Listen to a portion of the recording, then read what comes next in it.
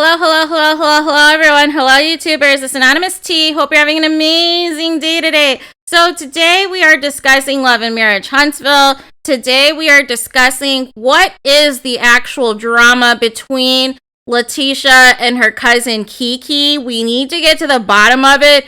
There is rumors online that allegedly LATISHA told Mel and MARTELL 4 or 5 years ago or whatever it was, prior to KEKE coming to her house, that she was a kleptomaniac and that she has a stealing problem.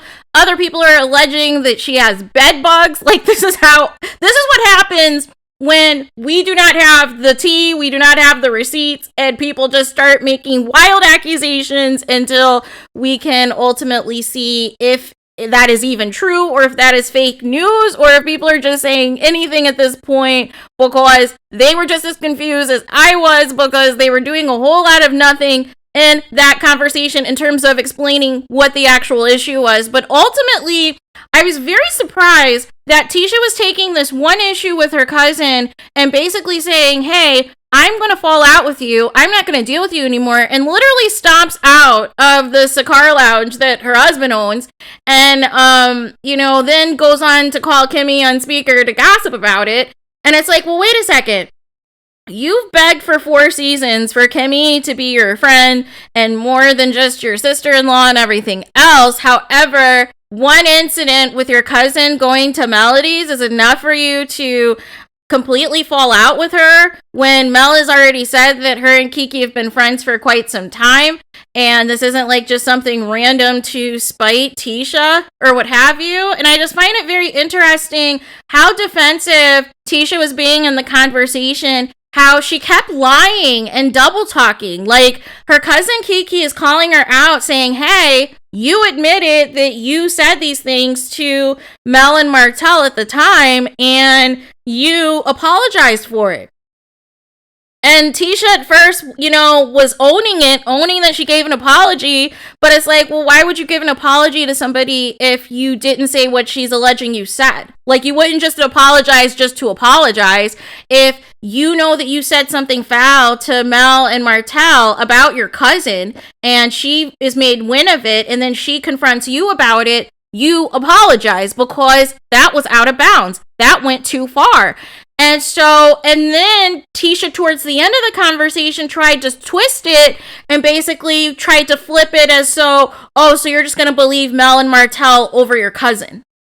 And I found that to be very ironic in the grand scheme of things, considering LATISHA and Marceau are currently on a press tour, believing anything and everything that MARTELL tells them, and is lying on Melody to the point that she has to keep dropping receipts every day to debunk their lies. Make it make sense. What did Mel and MARTELL lie about? Why would they lie about your cousin? Wouldn't your cousin not want to deal with Melody and MARTELL? She wouldn't have went to the Christmas party if Mel was spreading fake news about your cousin, Tisha. Like, make it make sense. See, this is the problem with Tisha, is that she does not think before she talks. She does not think before she acts. And she just says all these things, and she's messy.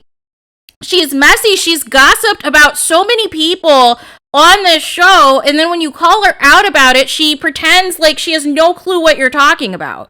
She completely plays victim. She tries to make it seem like she didn't do anything until you did something, but really it's her in all of these situations that starts the mess. She started the mess season 1 with Melody because she was jealous, and she thought that she could poke jabs at her and Martell's anniversary party, knowing that she had just dealt with the cheating scandal before the show had started filming. And now she wants to play complete amnesia to all of it and doesn't understand why Mel would say the things that she said to her, but not taking into account all of the messy things that she said. Like, imagine you befriending Mel because you're jealous of her. You want to be an AKA like her. You want to get into all of her contacts. You want to do a lot more public speaking, all of these different engagements that Mel had going on season 1. Not even the stuff that she's got going on now, right? But even just the stuff that she had going on season 1. You wanted to be the person to, have Mel mentor you and do all of these things, and only for you to immediately flip the script once you felt as though you had used enough of her to feel that you can take yourself to the next level. Except for the exception of Kimmy, who is doing real estate on HTTV, and Melody, nobody else in the cast is doing anything of substance that is making the moves, is making the money moves that Mel is, and is making the moves to where they have a personality and a life outside of Love and Marriage Huntsville besides Kimmy and Melody. So that says something that after 4 seasons, all you can resort to doing is trash talking the person who created the show, the person who brought this show and pitched it to Carlos King, who recommended you guys to be on the show so that you can get an additional check and exposure to national television, only for you to return the favor by slandering them in interviews. And now slandering your cousin. Like, make it make sense. Family or not, like, there is no way we're about to be publicly falling out on national TV for all to see. If we have beef, we're going to squash the beef like relatives do, right? We're not going to do this thing where there's certain relatives that don't speak to each other for like 10, 15, 20, 30, 40 years, right? And then, unfortunately, somebody ends up passing away or what have you, and you have those regrets that you did not squash whatever beef it was years ago so that you can still have that relationship, still have that friendship and that camaraderie as relatives. So I have no idea at this point what the secret is, what the smoking gun is, but Tisha is wrong. Tisha is wrong because she continues to be messy. She continues to throw rocks and hide her hands and thinks it's okay for her to be this little gossip, and Marceau always has to clean up her little mess when she does it, but now all of a sudden she thinks that she's, too good for any of this, that she doesn't have to answer for anything. And I'm glad that her cousin took her to task. And I'm glad that the episode ended with KEKE having the gall to know to go immediately outside and see her cousin gossiping about her on the phone. That was hilarious. That was hysterical. And I hope she lets Tisha have it because, again, you can't just storm off in the middle of a conversation because things are not going your way. And not only storm off, but storm out of your own husband's establishment. Like, make it make sense. How are you the one storming off and this is your husband's place, right?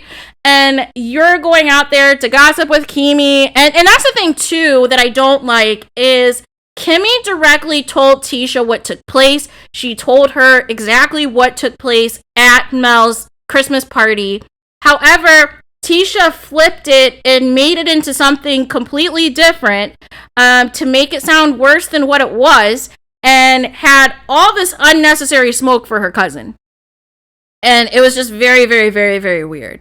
So there's that. But let me know your guys' thoughts. What do you guys think the smoking gun is that, Tisha had told Mel and Martell before her cousin came over? And that's also a crappy thing to do. Imagine meeting somebody's that you're supposedly friends with, meeting their relative for the first time, and the first thing that they have to say about you is something shady and something nasty, so they already have a negative impression of you before they even meet you for the first time, that they're already on guard, that they're already on defense, they're already on ready, because you already planted a seed of negativity about them.